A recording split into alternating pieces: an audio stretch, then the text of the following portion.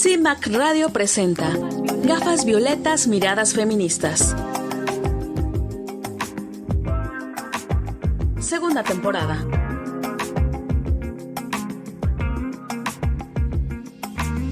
Constituyentes MX Feministas. Hola, ¿qué tal? Me da muchísimo gusto saludarlas, darles la bienvenida a este espacio de las Constituyentes MX Feministas a través de cimacradio.org y me da muchísimo gusto saludar a Joana de la Cruz. ¿Cómo estás, Joana? Hola, ¿qué tal, Ivonne? Pues muy contenta de estar aquí compartiendo este espacio contigo. Saludar a todas las personas que nos están escuchando. Un abrazo muy fuerte y pues quédense a este programa que está muy interesante, la verdad.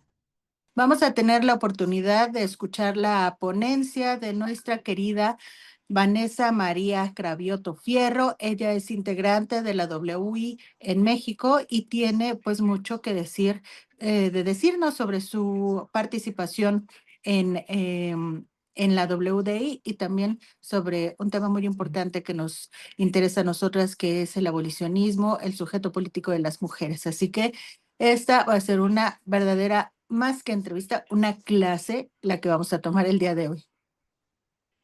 Así es, toda una masterclass con nuestra queridísima Vane. La verdad es que tiene una manera extraordinaria de contarnos todas estas violencias que sufrimos como mujeres, todo lo que es el abolicionismo, el hecho de que se quiera en este momento por parte del gobierno federal incluir la prostitución como un trabajo, o sea, nos parece deslenable y sobre todo que se mercantilice el cuerpo de las mujeres, ¿no? Me parece que es un error fatal y nuestra querida Vane lo explica con una maestría en esta entrevista. Entonces, quédense, la verdad es que está súper padre, se nos va a ir rapidísima esta hora. Las constituyentes marcamos precedentes. Fíjense que el pasado 11 de agosto se realizó el Foro Alterno Feminista, un foro que se llevó a cabo debido a la exclusión de las feministas abolicionistas.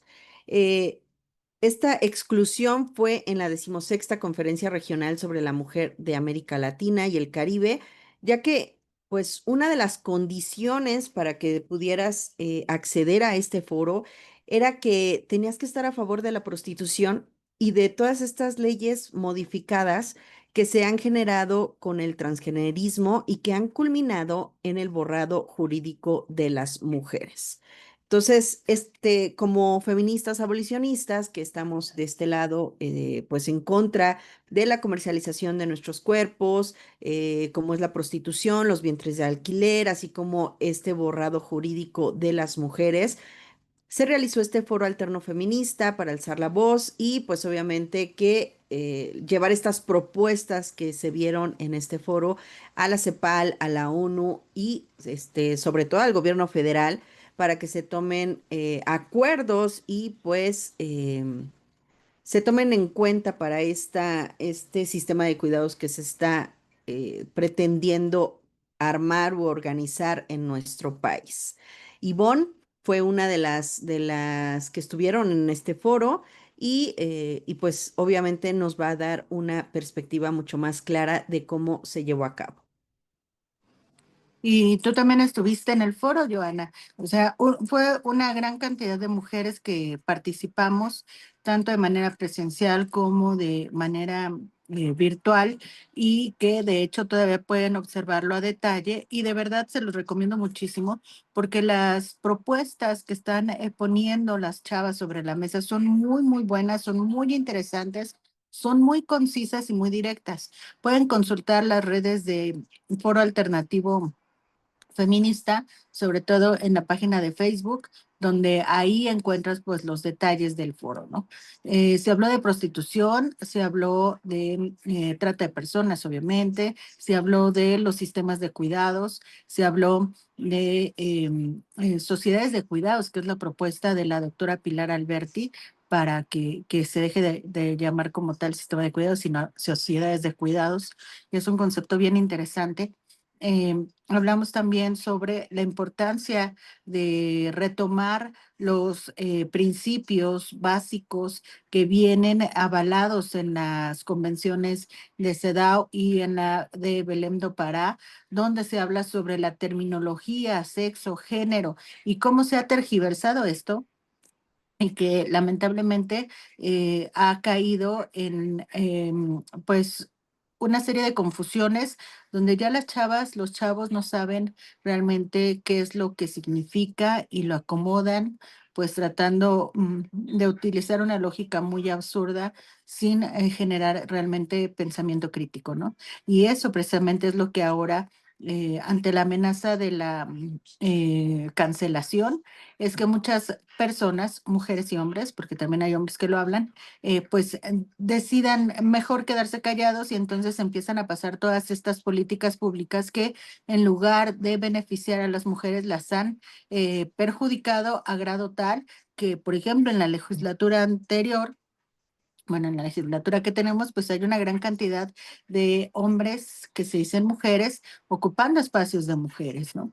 Entonces, son una serie de consecuencias que se han venido observando a partir de que se ha malentendido estos términos y les da miedo a las personas a hablar realmente del tema por pues este temor de perder el empleo, de que sean señalados como transodiantes o transfobos o todas estas terminologías que ahora se han inventado y pues generar impacto directo en la economía. Finalmente vivimos en un mundo capitalista que nos obliga a estar dentro del mismo, ¿no? Entonces, sin lugar a duda, tienen que ver el foro para poder comprender de qué estamos hablando, sobre qué estamos reflexionando y por qué esta urgencia de que la conferencia regional, la número 16, 16ª Conferencia Regional de la Mujer en América Latina y el Caribe, escuche a las feministas abolicionistas. Así es, la verdad es que me parece muy importante que existan este tipo de eventos en donde podemos, pues más que nada, encontrar un diálogo abierto, ¿no? Me parece que esta conferencia les faltó esta parte de apertura en donde nos quisieron censurar, nos quisieron dejar de lado, así como que es que no queríamos discutir, ¿no? Con ustedes, entonces mejor no vengan. O sea, queriéndonos pues excluir de este diálogo, ¿no? ¿Por qué? Porque saben que tenemos muy buenas ideas. Es decir, les podemos refutar cualquier idea sobre prostitución, sobre vientres de alquiler, este, sobre el mismo borrado jurídico de las mujeres, ¿no? Entonces, me parece que por eso nos hacen a un lado, en vez de que tengamos un diálogo para que ellos entiendan por qué es que no estamos a favor de todas estas propuestas que se están dando con este mal llamado progresismo que se está dando, que más bien nos está dando en la torre a todas las mujeres, porque sí, es a las mujeres a quien en un momento dado que ya habíamos conseguido que se nos nombrara en las leyes, que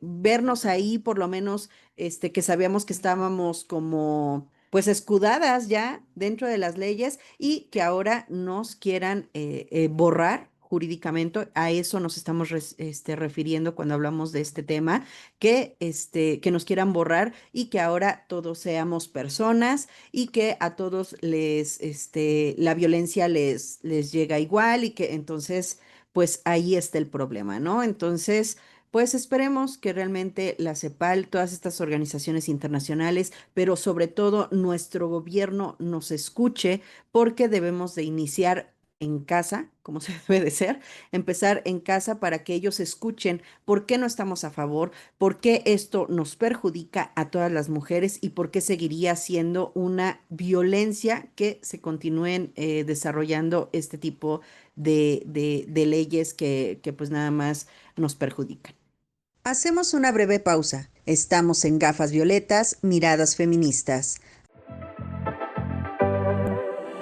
En CIMAC Radio queremos escucharte. Queremos escucharte. Queremos escucharte. Comunícate con nosotras al 5535 0847 61. 5535 0847 61. Y déjanos conocer tus opiniones sobre nuestra programación. CIMAC Radio, periodismo con perspectiva de género. Regresamos a seguir tirando al patriarcado. Constituyentes MX Feministas.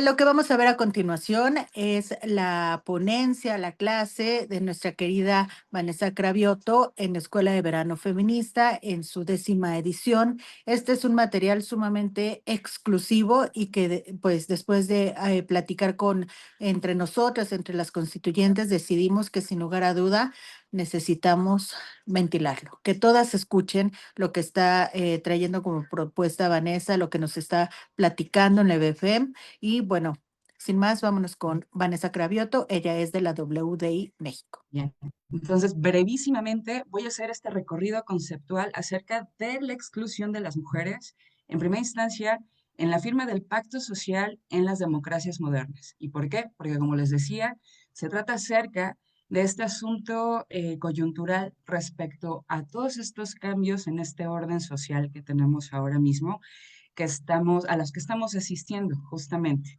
Entonces, es importantísimo que para poder entender y observar lo que está sucediendo ahora, tengamos un poco de contexto histórico respecto a cómo se ha desarrollado el feminismo, dónde están sus orígenes y cómo es que surge el sujeto político de este movimiento tan importante para nosotros.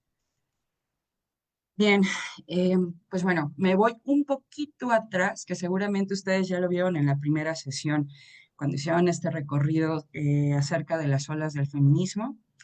Yo me detengo específicamente en explicar esta cuestión acerca del contrato social fundacional del Estado y de la democracia como un régimen moderno. ¿Por qué? Bueno, pues porque el feminismo, si nos vamos a la cronología clásica europea, o viendo la anglosajona respecto a las olas del feminismo, encontramos que la primera marca acerca del desarrollo del movimiento feminista, un protofeminismo, está en el movimiento de la Ilustración. Amelia Valcárcel dice que justamente el feminismo es un hijo a veces indeseado de la Ilustración, y ciertamente aquí es donde quise iniciar, porque necesitamos entender primero qué es lo que queríamos hacer con el feminismo y desde ese entonces qué es lo que estaba sucediendo para que pudiese ser posible eh, lo que hemos estado conceptualizando en relación a la teoría y también, pues bueno, qué ha pasado desde entonces hasta acá. Así que bien, es situarnos en que la Ilustración como ese punto de inflexión histórico sucede por esa transición que se hace de un estado estamental medieval, ¿no? Este estado feudal, en el que el príncipe era el mandamás, ¿no? Del pueblo.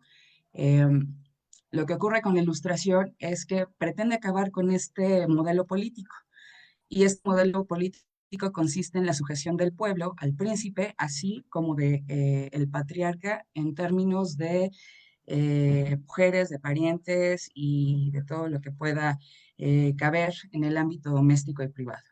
Entonces, antes de la Ilustración, el mundo se entendía en términos de que el príncipe era quien dirigía los destinos de las personas en el ámbito público, en el ámbito político y en el doméstico y privado era el patriarca de la familia.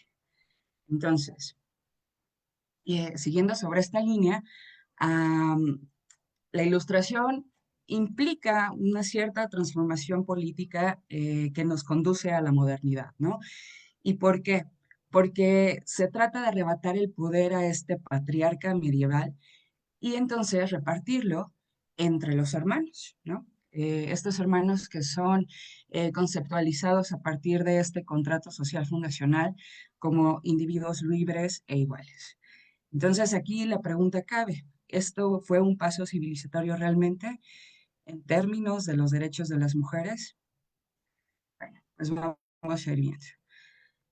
Y aquí es donde traigo a cuenta a Carol Bateman, porque ella hace ya algunos años, en 1988, publicó un libro, El contrato sexual, que es todo un recorrido de la teoría política para entender cómo fue la configuración del Estado y establecer su tesis fundamental, que tenía que ver con que este gran contrato social pactado entre hombres libres e iguales, eh, deliberadamente omitió la otra parte de esa historia que tiene que ver con el contrato sexual en el que las mujeres estaban sujetas a él y no precisamente como sujetos que detentaban derechos, sino que más bien eran parte eh, de las líneas que se estaban pactando en ese contrato.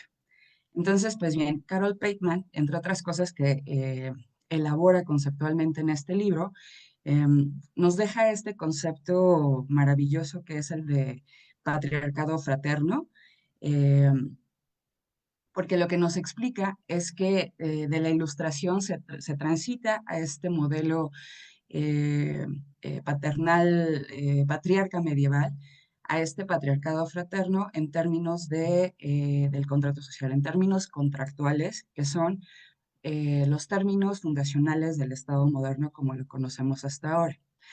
Ahora bien, en este libro, Bateman se pregunta por qué las mujeres no participamos de este contrato social que funda la democracia moderna, el régimen en el que no todos los países, pero sí su mayoría, sobre todo aquellos que son occidentales u occidentalizados, no vamos a entrar en ese debate, tienen sus respectivos gobiernos.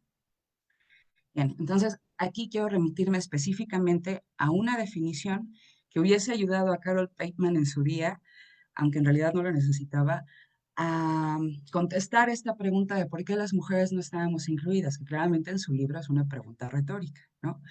Pero quise traer a cuenta esta definición de Celia Morós en relación a que las mujeres siempre hemos sido vistas como las idénticas. Esto quiere decir que en este carácter no tenemos ningún tipo de individualidad, somos seres pasivas, que somos un producto de la naturaleza y que por tanto no hay manera de que nosotras realmente podamos detentar algún tipo de agencia política o en lo público como para poder participar en el ámbito público, ¿no? Entonces, eh, esta concepción que se tiene acerca de las mujeres, de este ser idénticas, esencializando características de lo femenino que además no son necesariamente características que las propias mujeres hayamos definido como tal, sino que también entraron en el contrato. Venía todo un glosario acerca de lo que se esperaba de las mujeres en este contrato social. Y es allí, en esta definición de Celia Morós, donde encontramos el por qué las mujeres no formábamos parte de ese contrato social y por qué tampoco éramos un sujeto político de ese contrato social, sino que estábamos sujetas a esos lineamientos. Bien, una vez hecho esta acotación, que además el libro como les decía, de esta Carol Bateman se publica en el 88, y esta frase específicamente retomada de Celia Morós, una feminista filósofa española, es una frase de 1987. Bien, pues bueno, continuando sobre esta línea, eh, como les decía, se deja a las mujeres fuera de este contrato social porque no se nos concibe como seres libres ni iguales en términos de ese contrato que pactan estos varones que son seres libres e iguales entre ellos, ¿no? Esta fraternidad que establecen a partir de esa relación contractual que va a modificar todas las relaciones públicas y políticas y configuran el Estado y por ende la creación de las instituciones que van a sostener a ese Estado. Lo que sucede aquí es que Carol Bateman nos explica que cómo se nos conceptualiza a nosotras es que al estar sujetas a este contrato social, en realidad esta otra parte omitida deliberadamente de cómo se explica el pacto social entre hombres es que nosotras formamos parte del contrato sexual, ¿no? Carol Pateman aquí dice, el contrato originario es un pacto sexual social, y como dice, está omitida completamente esta parte de la historia. Si ustedes revisan el largo aliento que tiene la conceptualización del Estado moderno y de toda la teoría política y de los padres fundadores del Estado moderno, pues no va a aparecer en ningún sentido cómo es que o al menos no de una forma explícita, eh, de qué manera las mujeres participaban de esta nueva configuración de la realidad social, política y económica del mundo. Entonces, lo que Carol Pateman nos dice es que esta transición al Estado moderno, lo que es realmente una transición a una forma moderna de patriarcado. ¿Para qué? Para poder seguir manteniendo ese orden social patriarcal que viene de miles de años atrás, ¿no? Ahí es bueno evocar a Gerda Lerner en ese sentido de la creación del patriarcado, de entender que en estas transiciones políticas, en la cultura masculina, eh, prima un gatopardismo, ¿no? Que todo cambie para que todo siga igual. Pues eso fue lo que sucedió con la transición al Estado moderno. Eh, y específicamente, ¿qué se pactó en este contrato sexual que no formó parte del contrato social que fundó el Estado moderno?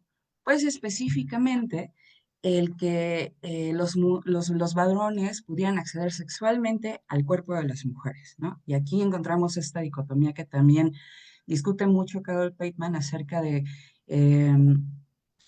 la figura de la mujer decente que está destinada a matrimoniarse y la mujer indecente, ninfómana, que está destinada a ser una mujer prostituida, ¿no? Entonces, desde allí se reparten esos papeles y esos atributos a mujeres buenas y a mujeres malas, a mujeres que van a ser privadas en el matrimonio y a mujeres que van a ser públicas y a las cuales todos los hombres van a tener derecho a acceder. A las privadas no, solamente uno. A todas las demás que están en ese ámbito, en ese ámbito público determinado por el acceso a sus cuerpos, ahí sí, cualquier hombre que decida accede al cuerpo de las mujeres. También se pacta la sujeción de las mujeres al ámbito privado, al ámbito doméstico, a desarrollar nuestras habilidades para complacer, como diría Rousseau, ¿no? A los hombres. Eh, y esto lo que daba como resultado es que nos dejara completamente fuera del espacio público político. Entonces, como tal, no es necesariamente que no estuviésemos dentro del pacto social de este contrato, sino que es entender que existe este contrato sexual, que aunque esté omitido en la historia, eh, eso es el papel al que se nos destinaba a las mujeres. Entonces, con estas bases, nacen las reclamaciones del feminismo y eso es justamente desde la Ilustración, ya con personajes muy ilustres que seguramente han visto, ¿no? Pero por citar, por ejemplo, a Mary Wollstonecraft o Olympe de Gouges, que fue guillotinada después de haber participado en este movimiento revolucionario de la Ilustración, paradójicamente, ¿no? Entonces, el feminismo nace para poder impugnar ese contrato social, ¿no? Y para poder incluir a las mujeres en esa igualdad sostenida, idealmente en esta reconfiguración que va hacia el Estado moderno, ¿no? Bueno, pues aquí es donde no me voy a detener tantísimo, porque como les decía, yo sé que ya están eh, bastante doctas seguramente en las características de las olas del feminismo, pero un poco más adelante verán por qué necesariamente tuve que hacer este recorrido. Pues bueno, situamos la primera ola justamente en la Ilustración y como les digo en esta cronología clásica, recordando que existe la anglosajona, que lo que sitúa es en realidad el inicio del feminismo en el movimiento sufragista. y específicamente en este punto de inflexión que fue la declaración de los sentimientos de Seneca Falls. Pues bien, eh, esta primera ola lo que hace básicamente es hacer una vindicación de los derechos civiles a un nivel realmente muy básico de las mujeres, ¿no? Propugna por la educación, por poder tener derechos dentro del matrimonio y no solamente ser objetos pasivos, ¿no? que se adquieren mediante este contrato. En esta segunda ola, en esa transición que se hace, eh, que retrae la primera e impulsa esta segunda, se sitúa a mediados del siglo XIX y allí al filito de la primera del siglo XX. Y como les decía, en esta segunda ola, comienza con la declaración de Seneca Falls y específicamente con la agenda sufragista, que lo que pretende es una ampliación de los derechos civiles y también políticos de las mujeres que inicia en el periodo ilustrado. Ahora, la tercera ola, porque digo, entre una y otra ola sabemos que pasan muchas cosas y entre ello es la reacción patriarcal a cada uno de estos movimientos específicos que tiene que ver con las vindicaciones de las mujeres. Así que, pues bueno, en la segunda ola me parece que pues bueno, pues como por cultura general podremos inferir y además saber que cuando se retrae es justamente por las grandes guerras que ocurren en Europa durante la primera década del siglo XX. Entonces, haciendo esta acotación, decirles, la tercera ola la situamos entre las décadas de los 60 y de los 70 ya del siglo XX, ¿no? Es aquí donde emerge el feminismo radical. Y además de todas estas vindicaciones que ya traíamos con los derechos civiles, políticos, eh, de las mujeres y esta fuerte agenda con el sufragismo, porque incluso para esas décadas en ese tiempo, por ejemplo, en México no logramos el voto femenino sino hasta 1953. Imagínense, ya fue después de la segunda mitad del siglo XX. Pues bien, lo que sucede con el feminismo radical es que reactiva esta agenda vindicativa, pero también hace un especial énfasis en el asunto de la violencia sexual y lo que denuncia es la pornografía, la prostitución y las violaciones dentro del matrimonio. Eh, es muy importante poder contextualizar de esta manera el feminismo radical, porque claro, o sea, toda corriente de pensamiento feminista tiene su propia elaboración y producción de conocimiento, pero aquí es donde encontramos que hay un cuestionamiento de las mujeres en esa época en la que decían, bueno, si ya logramos el derecho al voto, el derecho a acceder a la formación universitaria, a ejercer una profesión, ¿qué está pasando? Que las mujeres realmente seguimos siendo sujetas pasivas de cara a la sociedad, ¿no? Entonces lo que hace el feminismo radical es ir a la raíz de las causas de la opresión o de la desigualdad estructural de las mujeres dentro de esta sociedad. ¿Por qué? Porque culturalmente aún no había estas transiciones esperables y deseables en relación a cómo se nos estaba observando y asumiendo a las mujeres en estos contextos, ¿no? Y es aquí donde se acuña esta gran frase de un ensayo de Carol Hanisch, que es lo personal es político. ¿Y por qué? Porque desde el feminismo radical se crea esta metodología de los grupos de autoconciencia feminista donde las mujeres se agrupan por primera vez a hablar acerca de lo que les sucede a ellas para darse cuenta que lo que le ocurre a una y a otra y a otra y a otra en realidad no es una experiencia individual, sino que es parte de una estructura que se reproduce para funcionar de esa manera dentro de este sistema patriarcado.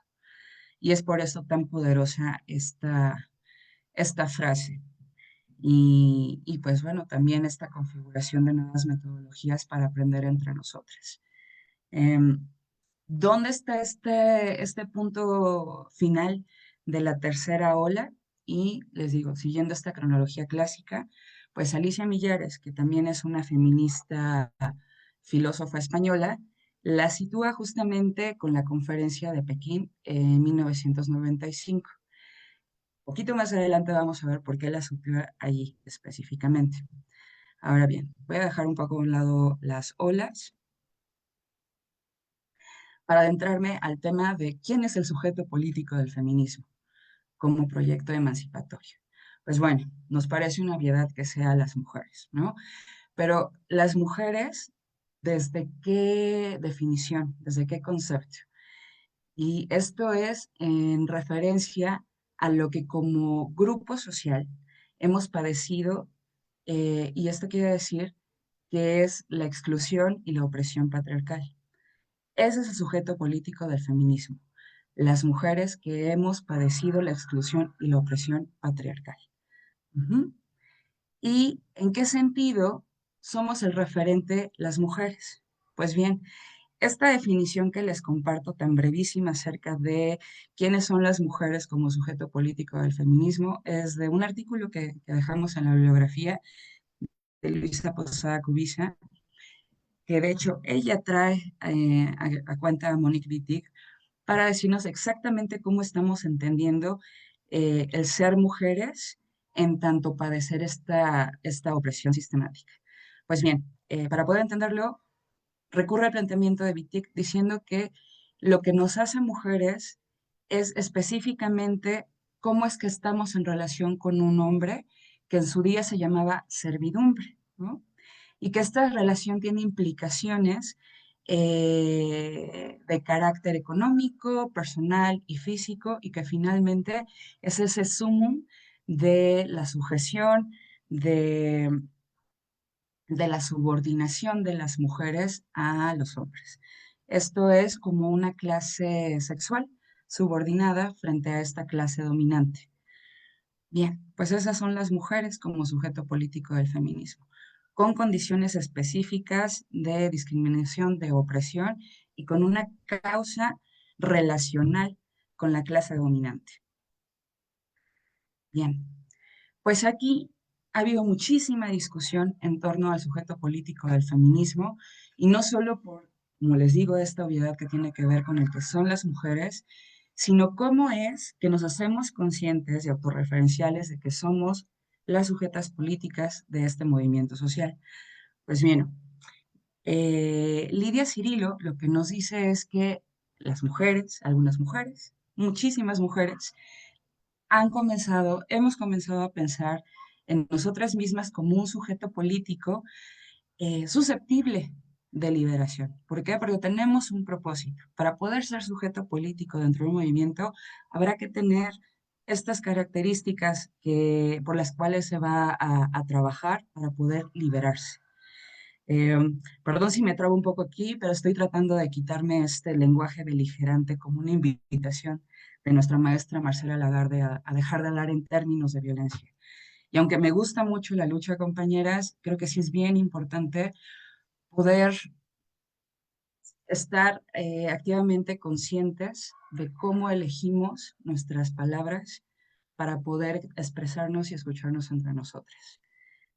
Pues bien, retomando la cuestión del sujeto político del feminismo, eh, a partir de que las mujeres tomamos conciencia de que lo que queremos es esta liberación, esta emancipación, y por tanto conjuramos un movimiento social y empezamos a crear una teoría política para tener conceptos que nos permitan definir la realidad, es allí en esa tradición histórica del feminismo que se convierte en ese proyecto emancipatorio de las mujeres y de todas las mujeres, ¿no? Más allá de tal cual diferencia que tiene que ver con la cuestión de clase, la cuestión racial, la cuestión contextual en términos de cultura, de procedencia étnica, todo lo que se les pueda ocurrir que es definitorio de las condiciones de las mujeres, todas esas mujeres entramos en el feminismo. Y aquí quiero señalar que puse orientación o preferencia sexual también como parte de todas aquellas mujeres, porque aquí hay un debate muy interesante y solamente voy a hacer esa acotación de que hay un debate de si la preferencia sexual es algo que viene biológicamente o es parte de la construcción del deseo moldeado por estar socializadas en un sistema patriarcal. Y aquí es específicamente hablar de heterosexualidad obligatoria. Y traigo a cuenta un estudio que está en el libro de Laura Lepona, Cuando lo trans no es transgresor. Lo que dice es que a mediados del siglo XX, después del siglo XX, se hace un estudio longitudinal con mujeres lesbianas que antes del feminismo radical, situado en estas décadas de los 60, 70, las mujeres lesbianas lo que pensaban es que la preferencia sexual tenía que ver con una determinación biológica, o sea, que nosotras nada más estábamos en nuestro momento en el que nos diéramos cuenta de que podíamos amar a otras mujeres. Pero sucede el feminismo radical como movimiento, ¿no? Toda esta explosión, además, no solo del feminismo radical, sino todo lo que está sucediendo históricamente en ese momento tan interesante del siglo XX, que las mujeres que optan por ser lesbianas empiezan a pensar acerca de que en realidad esa construcción del deseo puede ir también dirigida de una forma consciente a ser lesbianas, a asumirse como tales y amar mujeres. Y no solamente en términos sexoafectivos, sino también en el hecho de poder derribar esas barreras que tienen que ver con la rivalidad entre nosotras, con la competencia permanente que nos impone la heterosexualidad obligatoria. Pues bien, cierro con esta acotación, porque para mí era muy importante porque, pues bueno, no está allí nada más orientación, preferencia como a modo. Yo sé que es un debate abierto y que me parece muy sano que sigamos dándolo en el sentido de poder dialogar respecto a cómo estamos pensando las cosas. Bien, pues aquí es donde les quiero hablar de otra feminista, ¿no? De Nancy Fraser. Ella, en términos de lo que está sucediendo en el movimiento feminista y específicamente luego de estas décadas, para situarse en la de los 80, habla acerca de dos paradigmas de la justicia feminista, que como tal es ya todo un pensamiento que viene de esta elaboración teórica, que ya llevamos un poco desde la Ilustración, ¿no? O sea, que ya unos 300 años, un poco más, pues ya algo tendremos que decir al respecto, ¿no? Y pues bien, Nancy Fraser eh, define dos paradigmas en relación al feminismo como movimiento. Y uno es el paradigma de la redistribución.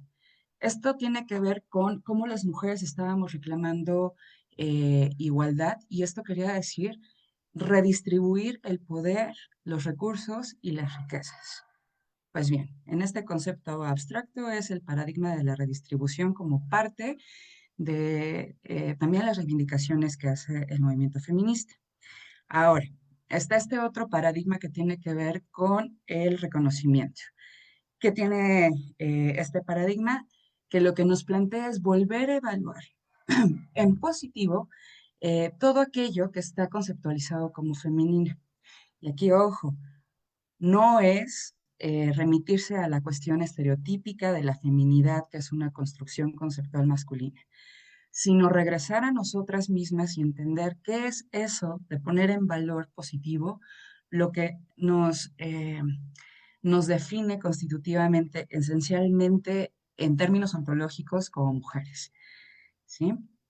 Y este paradigma del reconocimiento lo que implica es un cambio de estos patrones culturales que, como hace un momento les decía, era lo que hacía a las feministas de la década de los 60 y 70 cuestionarse por qué las mujeres seguíamos en una situación de subordinación, pese a estos avances que se lograron a partir del reconocimiento de determinados derechos que hemos podido ejercer desde entonces.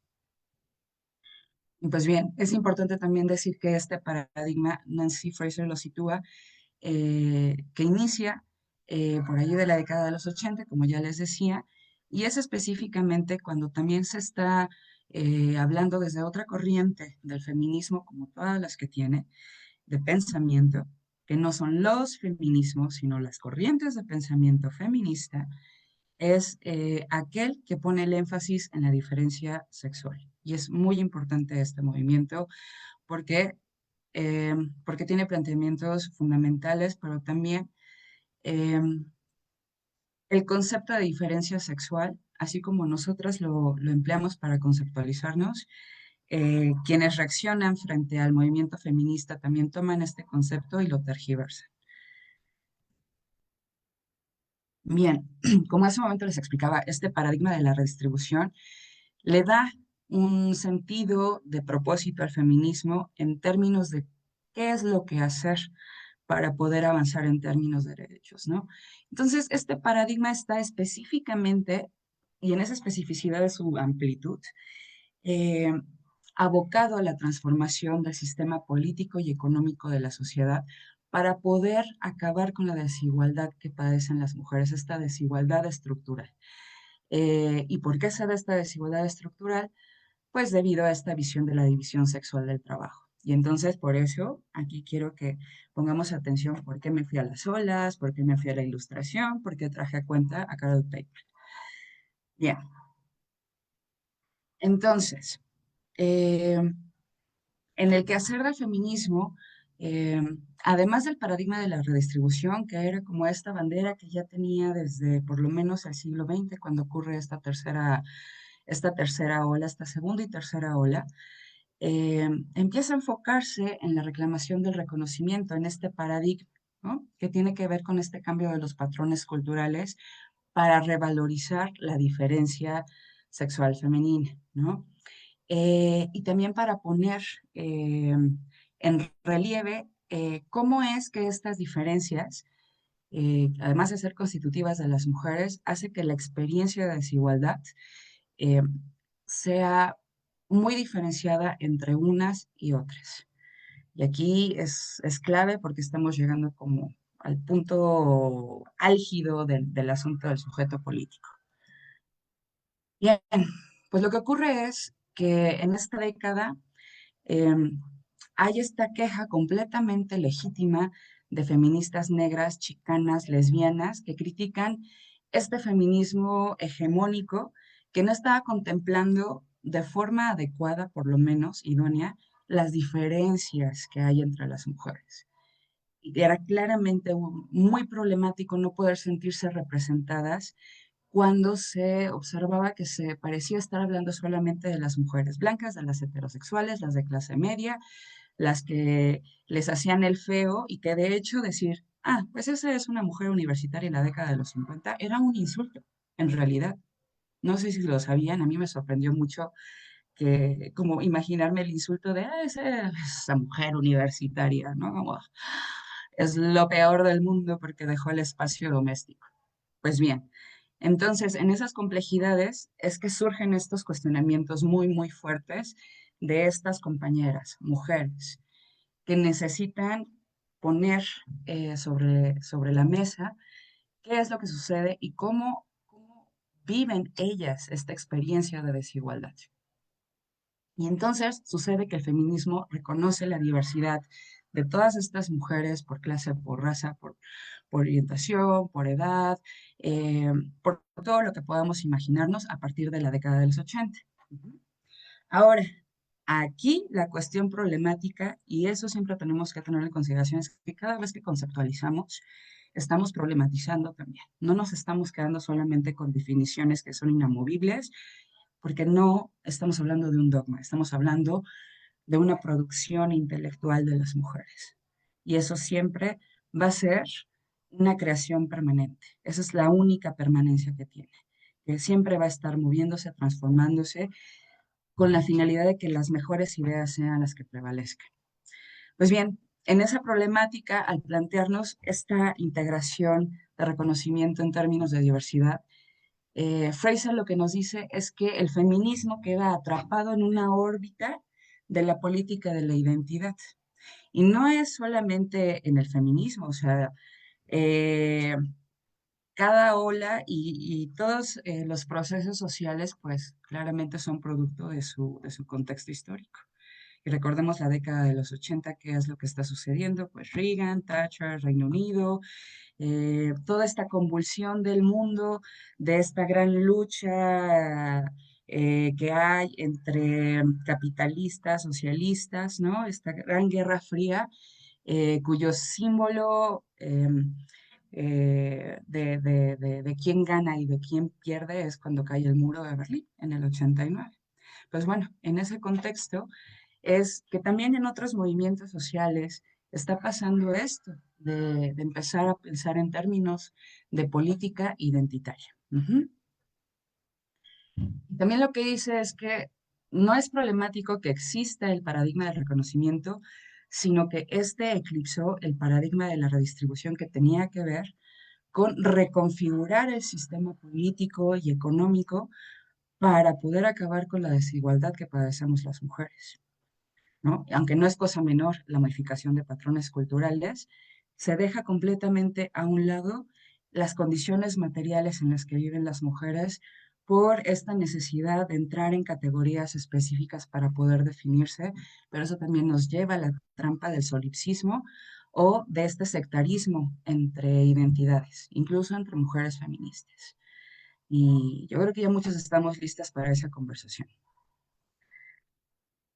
Bien, pues sobre esta línea, Fraser también nos advierte que no todas estas diferencias ni pueden ni deben ser reconocidas porque no todo vale dentro del reconocimiento de estas diferencias, y no porque no existan, sino porque hay que entender que habrá diferencias que lo que harán es consolidar la opresión y la desigualdad. Estas diferencias que hacen diferentes a las mujeres entre ellas pueden ser un vehículo para poder seguir reproduciendo el sistema patriarcal. Por eso es importante, no es decir, yo no quiero ver lo que está sucediendo con las lesbianas, con las negras, con las chicanas, con las decoloniales, con las del sur global, con las africanas. No, se trata de saber qué es lo que está pasando con cada una de estas mujeres y sus características y qué sí de lo que nos están planteando sí es susceptible de ser reconocido legítimamente y de ser un problema a abordar dentro del feminismo. No necesariamente el feminismo islámico, que lo que pretende es hacer una reinterpretación del Corán. Nada más lo dejo allí. Hacemos una breve pausa. Estamos en Gafas Violetas, Miradas Feministas. En CIMAC Radio queremos escucharte. Queremos escucharte. Queremos escucharte.